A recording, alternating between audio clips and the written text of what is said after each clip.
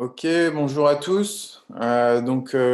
Aujourd'hui, on va parler de la gamification au service du bien-être de l'entreprise pour cette première édition de la rentrée digitale. On va commencer par une petite introduction. Dans cette introduction, je vais me présenter. Donc moi, c'est Yanis Povic. À l'heure actuelle, je développe ma startup Alvarium à Station F. Donc Station F est le plus gros campus de start-up du monde à l'heure actuelle. C'est situé à Paris. Mon objectif à moi, c'est de développer une application dans le domaine de l'e-sport. On ne va pas rentrer dans le détail, ce n'est pas l'objectif du jour. Donc, juste pour commencer, aujourd'hui, on est dans des conditions un petit peu particulières. Je suis obligé de faire ça à distance, donc on fait avec les moyens du bord. Donc là, on passe par la webcam et voilà, j'espère que n'en pâtira pas sur la qualité de la conférence et de ce que je vais vous présenter. Alors, un petit tour d'horizon rapide sur cette première partie. On va commencer par voir la définition de la gamification, parce que c'est un gros mot et on ne sait pas forcément ce que c'est, ou alors on s'en fait des idées. Ensuite, on va parler un peu des origines, parce que c'est intéressant de savoir d'où ça vient, et je pense que ça peut être un petit peu surprenant aussi. Et on va traiter sur les mécanismes de la gamification. Euh, Donc, au niveau des concepts, donc pour la définition, si je reprends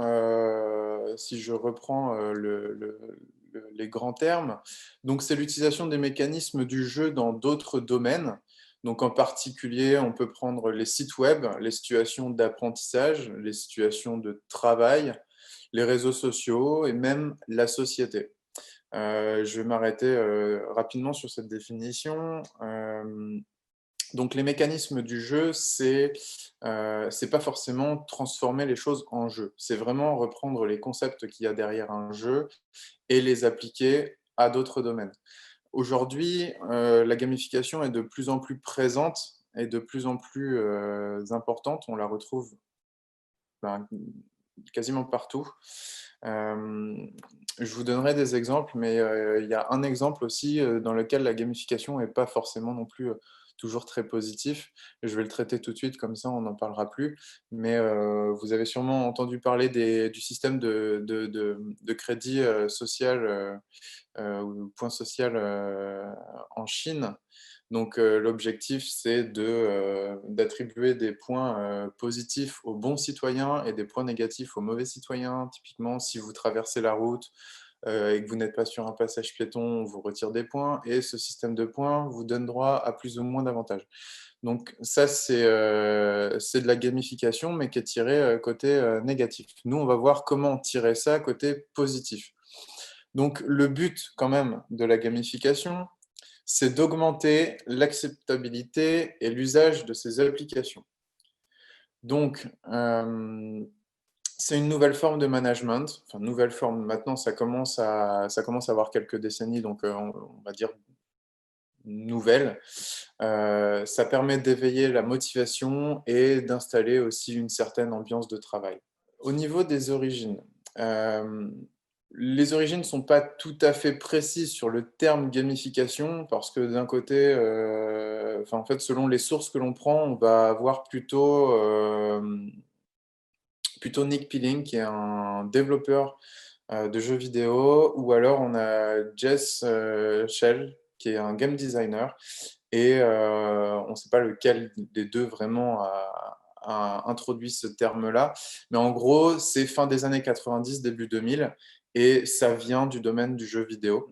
Donc l'idée, c'est d'utiliser les mécanismes du jeu vidéo et au sein en fait d'une stratégie d'entreprise. Par contre, c'est quelque chose qui n'existe, enfin, ce terme-là est nouveau, mais le principe n'est pas nouveau, parce que ça existe depuis bien avant, et bien avant que l'on mette un mot dessus. Je vais juste vous donner un exemple. Dans cet exemple, on va prendre la carte de fidélité de la FNAC, qui est la première carte de fidélité qui a existé en France, et ça date de 1954. Et en fait, le principe de fidélisation est un des principes de gamification. Euh, donc la Fnac en 54 crée la première carte de fidélité en France. Dans les années 60, on a les grands magasins et les entreprises pétrolières qui commencent à la démocratiser. Et dans les années 80, c'est la grande distribution qui s'y met et du coup, on se met à avoir des cartes de fidélité partout. Donc c'est un bon exemple de gamification parce que tout le monde connaît le concept d'une carte de fidélité, hein. On a une carte sur laquelle on a des points ou des tampons, ça dépend du format. Et quand on arrive à un certain seuil de points, ou alors qu'on a un certain nombre de tampons, on peut profiter d'une réduction ou alors même d'avoir un produit supplémentaire gratuit. Et donc ce principe de fidélisation, donc la fidélisation est un gros mot également, mais on ne va pas le traiter. Donc c'est un procédé de la gamification.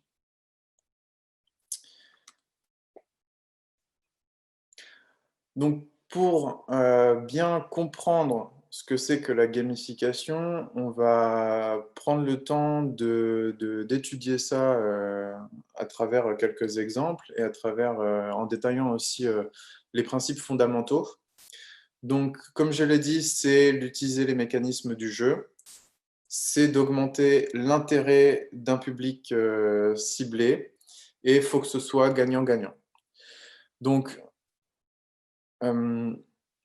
pour reprendre cet exemple de la carte de fidélité, pour une entreprise qui délivre cette carte, l'objectif va être de fidéliser son client et donc de l'inciter à revenir par la suite, une fois, deux fois, trois fois, enfin le plus possible dans tous les cas, ce qui va permettre à cette entreprise du coup de lui être bénéfique dans le sens où plus la personne va revenir, plus elle va consommer, acheter, et donc plus c'est intéressant côté business de l'entreprise.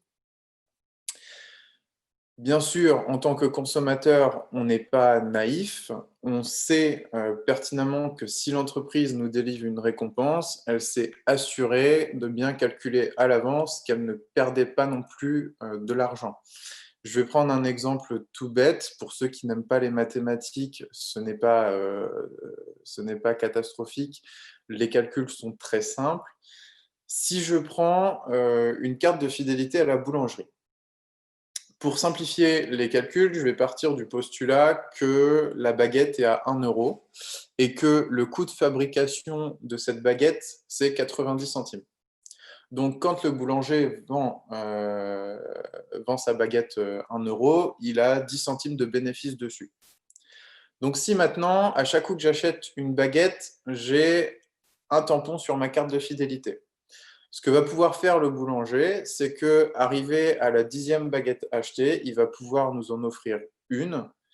Et en faisant le calcul simple de 10 baguettes à 1 euro, ça fait 10 euros. Coût de fabrication, 10 baguettes, 90 centimes, donc ça fait 9 euros. La baguette qu'il va nous offrir va lui coûter 90 euros. Il va être quand même gagnant puisqu'il va aussi avoir ses 10 centimes de bénéfice. Donc c'est sûr que s'il fait comme ça, il ne va pas vivre très longtemps parce qu'à 10 centimes de bénéfice pour 11 baguettes, il ne s'en sortira pas. Mais ce qui compte derrière tout ça, c'est surtout l'idée. L'idée, à travers ce petit procédé de fidélisation et donc de gamification, d'inciter les personnes en fait à venir consommer, à gagner des points et à obtenir une récompense, on finit par générer de l'intérêt et de l'engagement auprès de ses clients. Donc c'est un procédé parmi de nombreux qui existent. Donc la gamification fonctionne à travers 4 dynamiques: les émotions, les contraintes, les relations et l'idée de progrès. On va avoir deux sous-catégories qui vont être traduites par des motivations. Donc on a la motivation extrinsèque, donc qui est là pour répondre à des objectifs précis. Faudrait plutôt utiliser le système de points, de classement et de badges pour ce genre de motivation. Et donc ça permet de conditionner la personne à tenter de gagner ses points et ses badges et se valoriser à travers un classement. Ça permet de générer une motivation spontanée de par le fait de vouloir gagner des points et des badges. Les méthodes ne fonctionnent par contre que de manière ponctuelle. Elles ne durent pas dans le temps, puisque là, on est vraiment sur une, on propose une récompense en fait à la personne, et donc la motivation, elle est ponctuelle sur le fait d'obtenir cette récompense à un instant T. Et bien évidemment, plus la tâche pour obtenir la récompense va être longue, plus l'intérêt dans le temps va en fait diminuer. Donc ça, c'est les motivations extrinsèques. De toute façon, j'y reviendrai. Et on a du coup, par opposé, les motivations intrinsèques qui, elles, vont plutôt être liées sur le fait sur des mécanismes où on va chercher à s'améliorer, à progresser, dit en fait des passages à niveau. Donc l'idée du progrès chez l'individu, ça va être de favoriser en fait l'estime de soi, le lien social, la maîtrise et les sentiments d'accomplissement. Donc en fait, cette motivation intrinsèque, on la procure par l'intérêt, le plaisir que l'individu trouve, euh, trouve dans une action sans attendre de récompense externe. Donc, la motivation extrinsèque est provoquée par une motivation externe à l'individu, alors que la motivation intrinsèque est provoquée par une motivation interne à l'individu. Donc les principes mis en place qui vont permettre de générer, euh, de générer ces différentes formes de motivation vont découler aussi sur l'individu et son état général. Alors, juste une petite chose que l'on va faire, c'est que pour mieux visualiser en fait ces deux mécanismes, on va faire une petite étude de cas où on va pouvoir voir ces deux mécanismes. Mais juste avant l'étude de cas, ce que j'aimerais que vous fassiez, c'est que vous reteniez en fait quelques mots-clés, parce que finalement, c'est ces mots-clés-là qui sont importants sur les concepts de la gamification. Donc les différents mots-clés, ça va être récompense, engagement, objectif, progression, des points, le classement et la motivation. Donc récompense, engagement, objectif, progression, point, classement, motivation. Si vous retenez ces idées-là, vous retiendrez globalement comment procéder pour la gamification. Donc notre étude de cas. Alors, je vais parler des MOOC, ça dépend comment vous les prononcez. Donc, juste pour expliquer à tout le monde ce que c'est, s'il y en a qui ne connaissent pas. Donc, c'est de la formation en ligne capable d'accueillir un grand nombre de participants. Euh, c'est massivement online open class de mémoire. Donc je ne ferai pas de pub, donc je ne vais pas en citer. Mais l'idée, voilà, c'est que ce sont des plateformes sur lesquelles vous pouvez vous former à tout un tas de choses. Il y en a qui sont spécialisés dans l'univers de l'informatique, il y en a qui sont spécialisés dans le bricolage, etc., etc. L'idée, c'est de trouver dessus des formations que vous pouvez suivre, qui peuvent être payantes ou gratuites, et qui vous permettent en fait de vous auto-former ou à travers un cours qui a été écrit, réalisé, rédigé par une ou plusieurs personnes. Donc ici, ça va nous permettre de voir les deux types de motivation. Et pour que ce soit un petit peu plus concret, je vais prendre mon cas. Donc moi, je suis à la base concepteur-développeur informatique. Donc qu'est-ce que ça veut dire que ce truc? Eh bien, en gros, c'est que j'écris des lignes de code pour développer des programmes informatiques. Donc que ce soit, des logiciels, des sites internet, des applications mobiles et cetera, enfin voilà. Vous pouvez aussi connaître ça pour ceux qui sont pas, pour ceux qui sont, néophytes du domaine, c'est, on appelle ça aussi des programmeurs ou des développeurs. Donc dans mon cas, on va dire que je suis dans une entreprise de développement de logiciels. Pour pousser vraiment l'exemple, au plus loin, on va dire que voilà, je suis un salarié de ce genre d'entreprise pour créer la prochaine application, on me dit «OK, voilà, bah, la prochaine application, on va utiliser, ce langage de programmation-là. Le problème, c'est que, à l'heure actuelle, on sait que tu ne le connais pas parce que tu n'as pas été formé dessus». Enfin voilà. Parce que des langages de programmation, il en existe plein et heu enfin, on ne peut pas tous les connaître. C'est comme si, pour simplifier, pour ceux qui ne connaissent pas, c'est comme si vous aviez, enfin, à l'heure actuelle, au travers le monde, il y a plusieurs, langues et bien, vous ne pouvez pas non plus toutes les connaître. Déjà, si on arrive à en connaître 2, c'est bien. Eh bien, on va dire que dans le développement, c'est à peu près pareil. L'entreprise qui vient me voir, enfin mon entreprise qui vient me voir et qui me dit, «Écoute, voilà, on te propose, de te former, sur ce enfin que tu ailles te former sur ce langage-là», bah, moi je fais, «Super cool» quoi. Parce que, personnellement, bah, ça m'intéresse, je suis curieux, j'ai envie d'apprendre, donc ils viennent me chercher sur quelque chose qui moi m'est sensible. Donc là, on est sur une motivation, intrinsèque parce que l'entreprise, certes, elle va m'offrir, le MOOC parce que, enfin la formation, parce qu'elle peut être payante, mais elle peut aussi être gratuite. Mais par contre, ce qui va m'intéresser, c'est que personnellement, je vais pouvoir monter en compétences. Donc là, on est bien dans cette idée de progrès et et d'évolution. Hem, donc cette motivation, elle vient de l'individu, de moi. Donc, par contre, ce que peut faire aussi l'entreprise, c'est qu'elle pourrait très bien dire, pour me motiver d'autant plus, elle pourrait me dire que si je réussis et que je valide la formation, eh bien dans ce cas-là, je vais avoir une prime. Et donc là, on est sur une notion de récompense. Et là, on arrive sur une motivation extrinsèque, donc qui vient de l'extérieur. La notion de récompense, de par l'entreprise, c'est vraiment le côté, OK, bah, enfin, on t'encourage à réussir et pour te prouver qu'on t'encourage, eh bien, si tu réussis, voilà, tu auras une petite prime, à la suite de cette formation.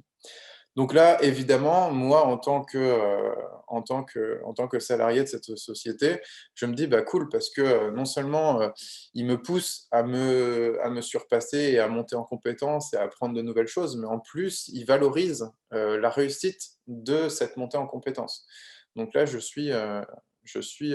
me sens, content. De son côté, la plateforme MOOC, parce que c'est ce qu'on va trouver, hein, va aussi mettre des mécanismes en place qui vont inciter, en fait, les personnes qui viennent se former à terminer la formation.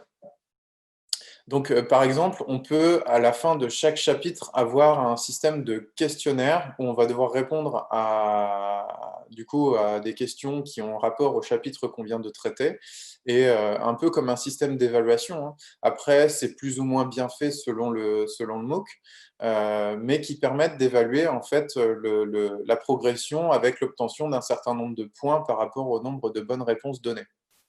Via l'interface du MOOC, on peut aussi suivre sa progression tout au long de la formation. Donc là, ça permet de s'autogérer et de voir, comment on avance selon, des objectifs, qu'on s'était définis, si on avance, enfin voilà. Donc le premier cas avec les points, on est sur de la motivation extrinsèque. Deuxième point, motivation intrinsèque. Et lorsqu'on va terminer la formation, on peut recevoir un badge d'accomplissement, donc retour à la motivation extrinsèque. Et si j'ai, par exemple, réussi à avoir assez de points ou que j'ai obtenu, à la suite d'une évaluation ou autre, enfin bref, réussir l'obtention de cette formation me permet d'avoir une certification qui peut me dire que maintenant je sais utiliser le langage que je viens d'apprendre, tout le monde est content, enfin voilà.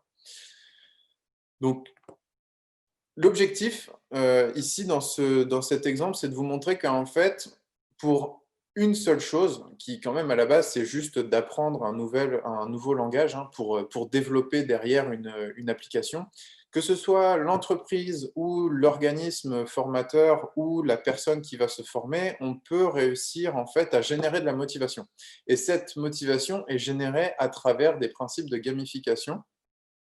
Ici, je vous en ai donné, plusieurs exemples et l'idée, c'est vraiment d'amener la personne à se motiver et à aller chercher, la réussite et donc, heu, en plus, du coup, si je réussis, bah, je serais content d'avoir cette petite prime, à côté. Donc voilà pour cette étude de cas. J'espère qu'elle est assez claire pour vraiment bien résumer un petit peu les différents, principes, généraux derrière la gamification. Alors, ensuite, on va passer du coup sur la dernière partie qui est l'entreprise et la gamification. En fait, donc l'idée, ça va pas être de faire, je fais un petit, j'ai oublié le nom, disclaimer. L'idée, ce n'est pas de taper du doigt sur les entreprises, ce n'est pas de les juger non plus, ça va être vraiment de faire un état des lieux et je ne vais me parler que de 2 types d'entreprises. Ça va être les entreprises que l'on trouve en France et enfin, avec un parallèle, à un moment donné, avec, les startups américaines. Parce que c'est quand même ces startups-là qui, aujourd'hui, ont déclenché, en fait, cette idée de gamification un petit peu partout. Et les gros groupes, en fait, aujourd'hui, type, McDonald's, L'Oréal, Microsoft et cetera, appliquent la gamification, en interne et en externe. Donc, c'est quoi le bien-être en entreprise? La réponse paraît logique puisqu'elle semble être dans la question en elle-même.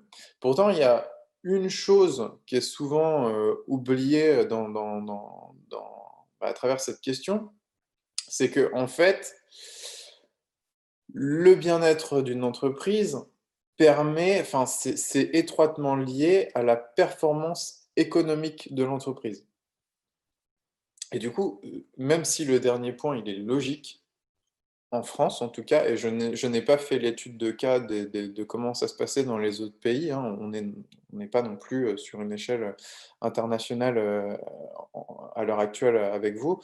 On est sur notre échelle. Donc, en France, c'est un constat qui a été fait avec des données qui montrent que, alors c'est de moins en moins vrai, hein, mais du coup, parce que justement ce côté gamification arrive de plus en plus. Mais mais les entreprises en France ont souvent oublié que le la personne dans une entreprise était ce qui finalement permettait de générer de l'économie et de générer du business. Et donc plus les personnes vont se sentir bien au travail, plus, les performances économiques de l'entreprise vont en être impactées de manière positive. Donc, à quel moment arrive la gamification? Eh bien, en fait, ça va arriver dans ce processus-là que la gamification, on y pense pour nos clients, mais pas pour nos collaborateurs. En tout cas, pas forcément assez. Parce que côté client, aujourd'hui, je vous ai dit 1954, première carte de fidélité par la Fnac, ça fait déjà, 70 ans que, OK, on a commencé à ça et encore, on peut remonter plus en arrière et on pourrait trouver encore d'autres procédés de gamification. Donc côté client, il y a pas de souci et en plus, il y a pas de souci et on voit que ça marche. C'est un fait, ça marche, sinon de toute façon les entreprises ne le feraient pas, ça ne marcherait pas, parce que les entreprises ne cherchent pas à perdre de l'argent. Donc, ça marche côté client. Pourquoi ça ne marcherait pas aussi côté collaborateur? Eh bien, en fait, si je reprends cet exemple de fidélisation, euh, on peut aussi l'appliquer à nos collaborateurs. Pourquoi? Prenons le cas d'une entreprise qui possède un turnover. Eh bien, donc le turnover, c'est le roulement des employés au sein de l'entreprise, hein. Donc, si l'entreprise a un turnover important, il faudra passer quand même pas mal de temps à former les nouvelles personnes. Et ces nouvelles personnes devront prendre du temps aussi pour s'habituer, enfin, découvrir, apprendre et s'habituer aux nouvelles méthodologies de l'entreprise dans laquelle ces personnes-là arrivent. Et donc tout ça, c'est du temps, c'est de l'énergie, et ce temps et cette énergie-là, c'est du temps et d'énergie en moins pour la productivité et la rentabilité de l'entreprise. Une personne qui reste au sein de l'entreprise va petit à petit, de plus en plus, connaître en fait les problématiques qui sont liées à l'entreprise, va être plus à même d'agir si un problème survient. Et du coup, l'entreprise, ça lui permet aussi de diminuer ses risques sur certains domaines particuliers en fonction des compétences de la personne, etc. Et donc, surtout, bah, le temps qui est censé être alloué pour une entreprise qui a un gros turnover, le temps qui est alloué à cette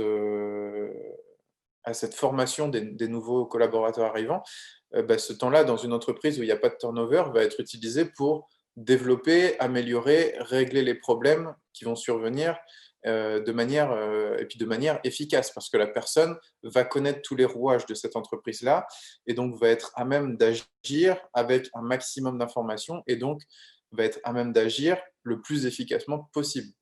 Donc, ce côté fidélisation, il est bien pour nos clients parce que ça va nous ramener euh, de manière récurrente de l'argent, mais c'est bien aussi pour nos employés, nos collaborateurs, parce que ça va nous permettre de gagner du temps et de l'efficacité. Euh, donc, vous allez me dire, bien, on va pas donner des cartes de fidélité à nos collaborateurs parce que c'est pas le principe. Non, c'est sûr, ce n'est pas comme ça qu'on va fidéliser nos collaborateurs. Par contre, on va pouvoir, avec la gamification, trouver des choses pour générer l'envie en fait de revenir chaque jour, enfin de générer de l'envie auprès de notre collaborateur, de revenir chaque jour à son lieu de travail et du coup de lui donner envie de rester et de continuer à travailler pour nous. Donc on verra quelques exemples à la fin de cette partie-là. Alors, un collaborateur heureux est un collaborateur productif. Donc ça paraît anodin, mais encore une fois, c'est souvent trop oublié. On a trop eu cette logique-là de penser que l'entreprise était, enfin que je vais utiliser le terme, que l'employé était redevable à l'entreprise, entre guillemets, hein. Quand je dis redevable, en gros, qu'il y avait une sorte de soumission de l'employé par rapport à l'entreprise, alors qu'en fait, on n'est pas dans ce cas-là, parce que si une entreprise n'a pas de collaborateurs, il n'y a pas de productivité. Et s'il n'y a pas de productivité, il n'y a pas d'argent. Donc une entreprise ne peut pas tourner. Alors, je mesure, hein, je ne parle pas des micro-entreprises, je ne parle pas des. Enfin voilà, quand je dis entreprise, là, on est entreprise avec des collaborateurs. Mais si cette entreprise-là même ou des collaborateurs qui ne travaillent pas, qui n'ont pas envie, qui sont absents, parce que c'est le cas, hein, je pense que vous connaissez tous dans votre entourage des gens qui ont dans leur société des personnes qui sont en arrêt maladie pendant 1, 2, 3 ans parfois, voire plus long. Donc ça, c'est problématique. Bon, après, en France, on a tout un système qui est pas mal euh, pour pallier ce genre de problème. Mais c'est quand même des soucis que l'on pourrait éventuellement s'éviter. En fait, ce qu'il faut se dire, c'est que la relation entre un collaborateur et son entreprise, c'est un cercle. Et ce cercle-là, il est soit vertueux, soit vicieux. Ça va dépendre non pas que de l'entreprise, et c'est là où je dis que je ne suis pas là pour taper sur les doigts des entrepreneurs, je le suis moi-même, mais ça va aussi dépendre des collaborateurs. C'est-à-dire que quand on est sur ce genre de relation, il faut créer une sorte de symbiose et il faut s'assurer que les personnes avec qui on va travailler soient compatibles et aient envie de travailler pour notre entreprise. Donc pour la compatibilité, ça, c'est un autre problème, c'est pas celui qu'on traite aujourd'hui, mais pour donner l'envie, par contre, on peut utiliser la gamification pour générer ça. Alors, juste pour vous faire un bilan, donc les données, présentes datent d'il y a 2 ans, donc c'est relativement récent et ils sont pas forcément, positifs. Là, on est à 52 des collaborateurs sont anxieux. 7 collaborateurs sur 10 déclarent avoir un travail nerveusement fatigant. 24 des collaborateurs sont en état d'hyperstress et 18 ont déjà fait un burn-out. Ça veut dire quoi? Ça veut dire un sur 2, un salarié sur 2, il est, anxieux. 7 sur 10 donc pensent que leur travail est fatigant et éprouvant, psychologiquement. 1 personne sur 4 sont en état d'hyperstress, donc avec tous les problèmes que ça peut générer, au niveau de la santé. Et là, on est à presque 1 personne sur 5 a déjà fait un burn-out. C'est énorme. Et ce n'est pas forcément que de la faute des entreprises. Ça, il faut aussi, remettre le contexte, c'est-à-dire que, il y a toujours un contexte, social, un contexte familial qui fait que les personnes pourront parfois être fragilisées et du coup, ça va impacter aussi, le travail. Bien évidemment, c'est impossible d'arriver à du 100 de positif, parce que ça, c'est le monde des bisounours. Mais ce qu'il faut essayer de faire, c'est de tendre vers justement des chiffres qui vont être, bien meilleurs et qui vont aussi, signaler que l'état d'esprit des gens est plus détendu, décontracté. Donc pour ça, on va arriver sur la deuxième page avec les chiffres où là, on parle des chiffres en fait de, lorsqu'une entreprise met en place la gamification dans son en interne. Donc, ce sont des données moyennes, qui viennent des États-Unis, ceux-là. Je n'ai pas, trouvé de données correspondantes, pour la France. C'est encore quelque chose de trop récent en France et il n'y a pas assez d'entreprises qui ont mis en place de gamification pour avoir des résultats. Donc, par contre, pour celle-ci, on peut quand même s'apercevoir d'une augmentation de la productivité de 18 de presque 30 de diminution de l'absentéisme, une augmentation de la rentabilité pardon, de 12 et surtout moins 31 de turnover, ce qui est énorme. On est à 1 personne sur 3 va rester par rapport à avant. Donc, on a, avec la gamification, la possibilité d'augmenter l'engagement de nos collaborateurs de 48 Ça veut dire quand même que 1 personne sur 2 est réceptive à ce procédé.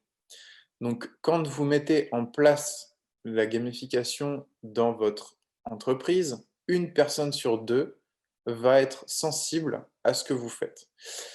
C'est pas négligeable parce que 1 personne sur 2 qui va être plus engagée, qui va être plus motivée, qui va avoir plus envie, eh bien, c'est une augmentation de la productivité qui en résulte, donc là, les 18%.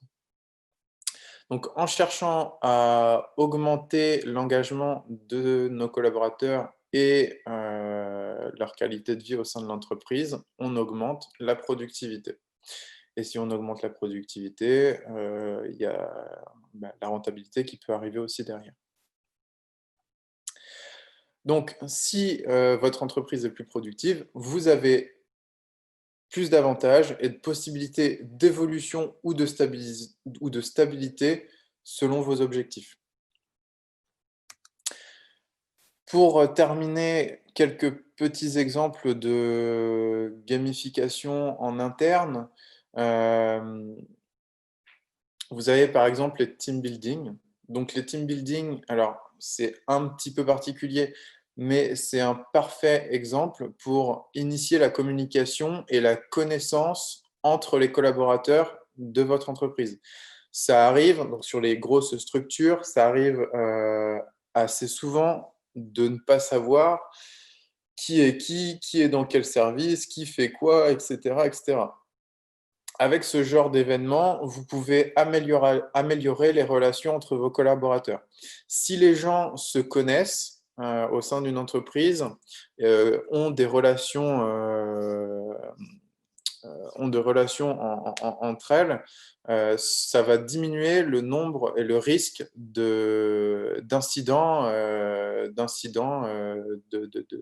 conflits en fait entre les personnes.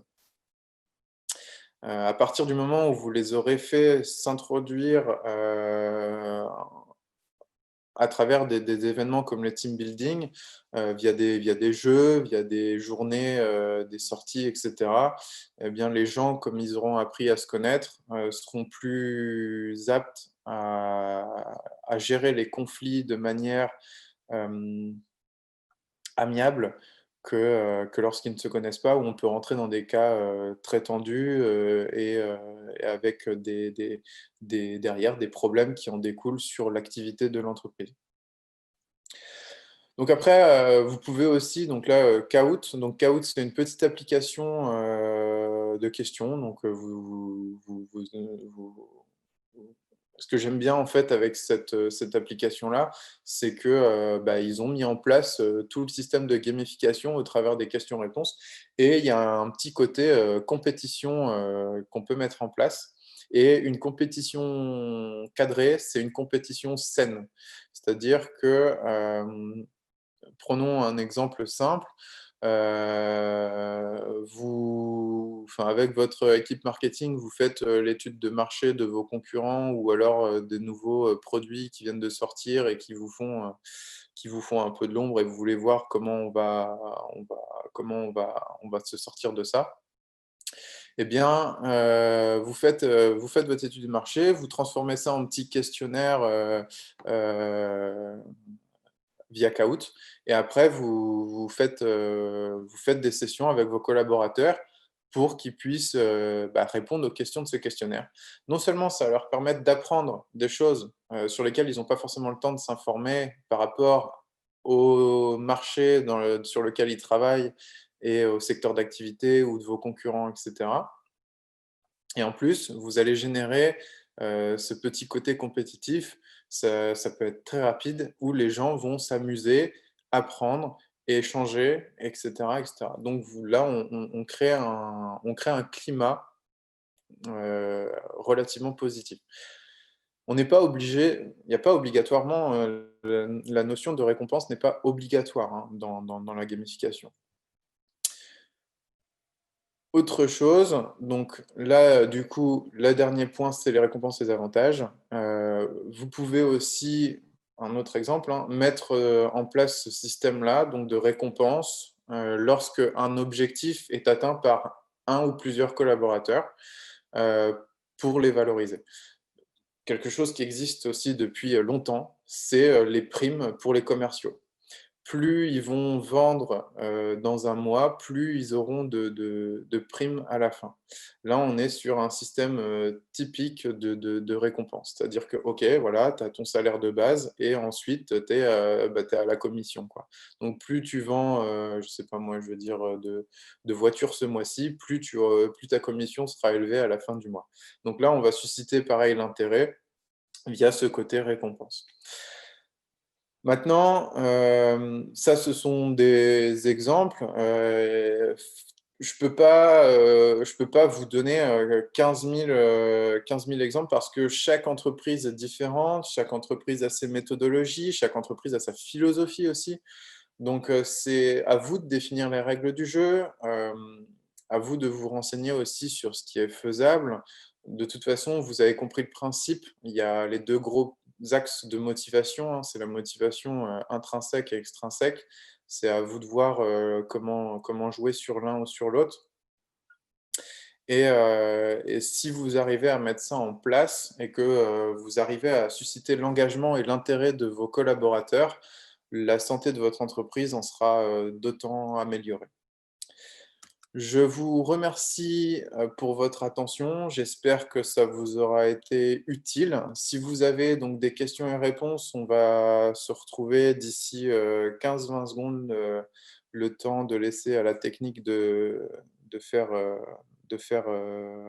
sa réa et je reste à votre disposition du coup pour, essayer de répondre au mieux à vos questions. Merci.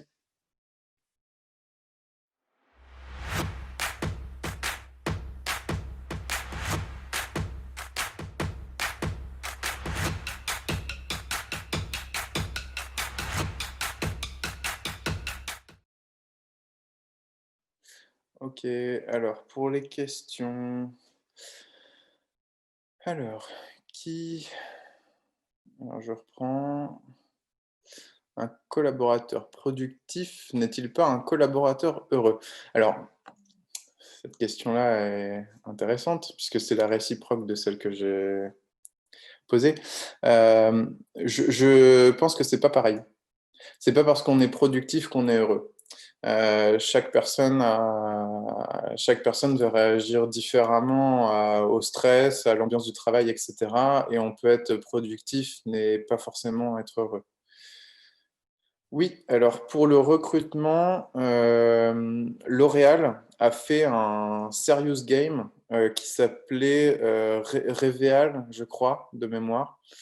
Hem et en gros, l'idée, c'était de donc c'est une application, hein, sur lequel, ils mettaient c'était toutes les personnes à travers le monde pouvaient postuler et en gros, hem, ça mettait les personnes en situation de la vie de la vie des tâches quotidiennes, en fait, que pouvait avoir L'Oréal et en fait, L'Oréal derrière, récupérait toutes les données et ça leur permettait de faire des bilans pour savoir, justement, quelle personne était la plus intéressante pour elle à recruter parce qu'ils pouvaient étudier à travers ce serious game-là qui était apte à prendre des décisions de manière, efficace et de manière réactive. Alors, Arnita, comment illustrer les 4 dynamiques de la gamification? Est-ce que on peut préciser le mot «illustrer»? Sur le côté, en fait, je pense que j'en ai donné au fur et à mesure. Si je prends, au niveau des relations, de l'idée de progrès, ou de l'émotion, je pense en avoir donné. Peut-être que les contraintes, je n'ai pas donné vraiment d'exemple au travers, de cette présentation. Mais en tout cas, les relations, par exemple, le team building va permettre d'améliorer les relations, intercollaborateurs. Le progrès avec l'exemple du MOOC où je vais essayer de me former moi-même, donc l'apprentissage avec le Kahoot aussi. L'émotionnel, ben, encore une fois, hein, le team building, est là pour ça. Le fait d'être autosatisfait de ma formation à travers le MOOC, c'est de l'émotionnel. Par contre, les contraintes, c'est les contraintes qui vont être liées en fait aux différentes entreprises. Est-ce que vous pouvez faire ça ou pas? Typiquement, là, je vais prendre la gamification côté client. Le côté carte de fidélité, ça marche très bien pour la Fnac, ça marche très bien pour l'exemple de la boulangerie. Est-ce que dans d'autres cas, ça va fonctionner? Tout ça, c'est plutôt là qu'il faut réagir, c'est au cas par cas, en fait. Alors, je possède un site e-commerce de canoë-kayak et autres produits de glisse. Vers qui dois-je me tourner pour intégrer de la gamification à mon site, sachant que l'agence ayant réalisé mon site ne propose pas ce service? Est-on obligé de passer par des développeurs ou existe-t-il des outils ou plateformes permettant... Alors, pour répondre à Mathieu, et en fait Hélène, parce que vous avez, un petit peu la même question. Il existe des agences qui sont spécialisées dans la gamification, dans la mise en place de gamification au sein des entreprises, que ce soit pour le côté client ou pour l'interne. Maintenant, je ne ferai pas de pub pour ces entreprises-là, mais vous pouvez en fait rechercher, vous pouvez rechercher sur Google, vous allez trouver des entreprises qui font ça. Après, je vous conseille,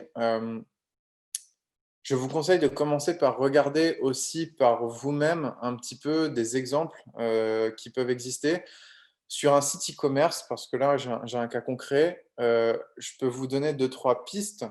Le côté point de fidélité, comme j'ai dit avec les cartes de fidélité, vous pouvez intégrer ça sur votre site e-commerce. Donc là, faites appel au prestataire qui vous a mis en place le site e-commerce. Peut-être qu'il peut rajouter sur votre site ce système de points de fidélité. Ça dépend si c'est un site qui est complètement fait à la main ou si c'est un site qui utilise un CMS type PrestaShop.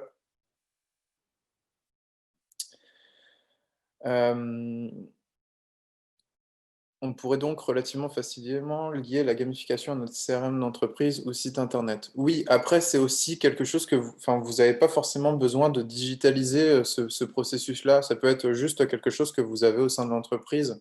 Enfin, sans digitaliser, si c'est mieux quand même, mais par exemple, dans la gamification, on peut avoir des principes de défis. Donc, ponctuellement, vous pouvez par exemple dire, bon, bah voilà, euh, aujourd'hui, juste aujourd'hui, vous fixez un objectif à vos sales pour qu'ils récupèrent un maximum de contacts, de leads dans votre CRM. Et en échange, ben, soit vous mettez en place une récompense, soit vous faites enfin, voilà, ça peut être une sortie avec tous les participants au restaurant le soir, par exemple. Enfin, voilà, ça peut être quelque chose comme ça.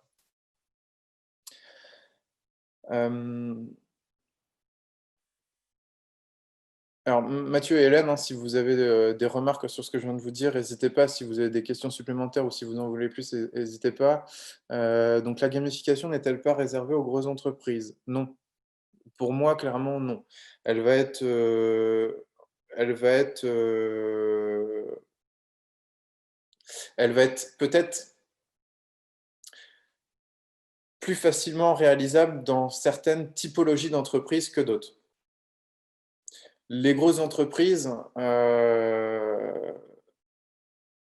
les grosses entreprises vont avoir plus de facilité de mettre ça en place parce qu'ils ont les moyens, parce qu'ils peuvent dépenser du temps et de l'énergie et allouer des personnes pour faire ça, hein. Enfin, c'est pour ça qu'aujourd'hui, il y a beaucoup de, il y a beaucoup de grosses entreprises qui l'utilisent, que ce soit dans leur communication ou en interne. Mais je pense qu'on peut l'adapter en fait, moins de 10 employés, 5 employés, c'est faisable. C'est Tout est une question de la philosophie que vous avez, de ce que vous voulez faire, de ce que vous faites aussi comme activité. Je pense qu'il y a des activités qui peuvent être plus compliquées à mettre en place. Combien existe-t-il de mécanismes de gamification? J'ai pas de chiffres à vous donner. Surtout qu'il y a aussi des choses, ça peut être,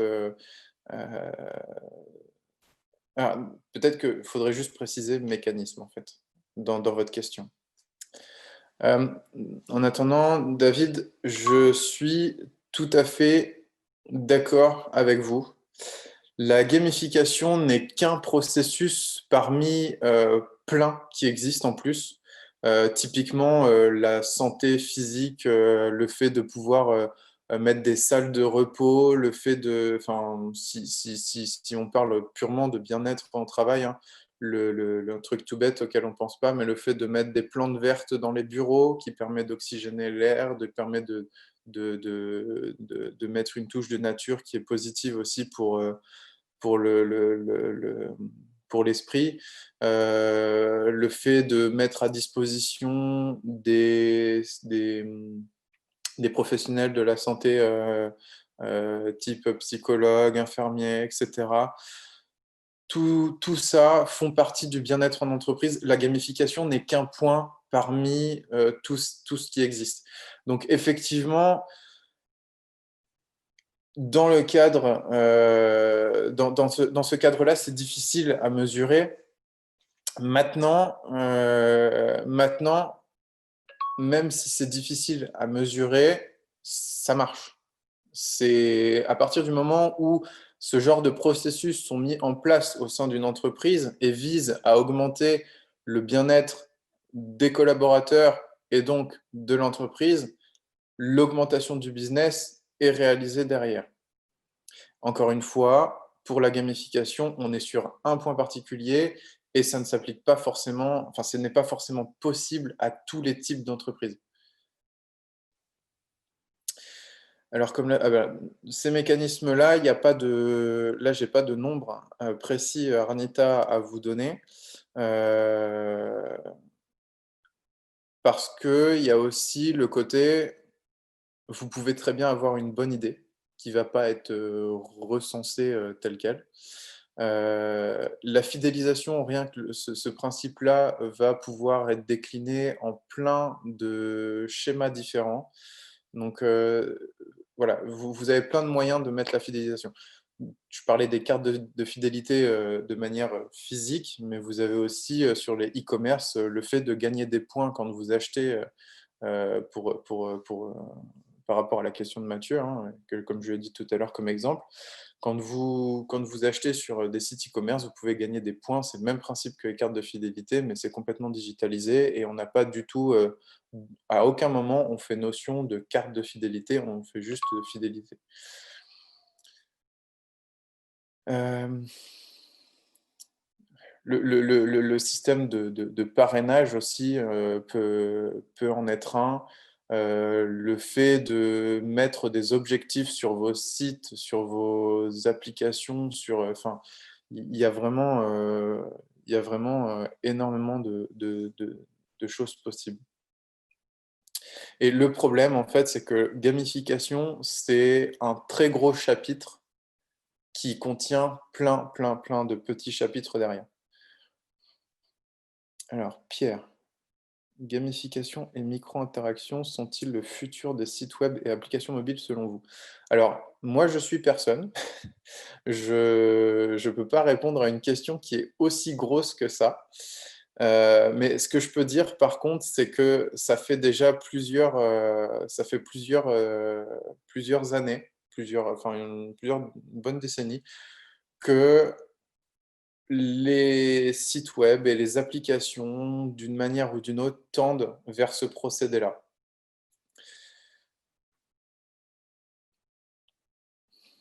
Après, il y a plusieurs experts du domaine qui aussi disent que c'était les premiers chiffres que j'avais vus là-dessus, c'était en 2014, 70% des grosses entreprises, des grosses multinationales appliqueraient la gamification. Là, je ne sais pas si on en est arrivé à ce pourcentage-là, mais en tout cas, ce qui est sûr, c'est que de plus en plus, on en voit. Alors,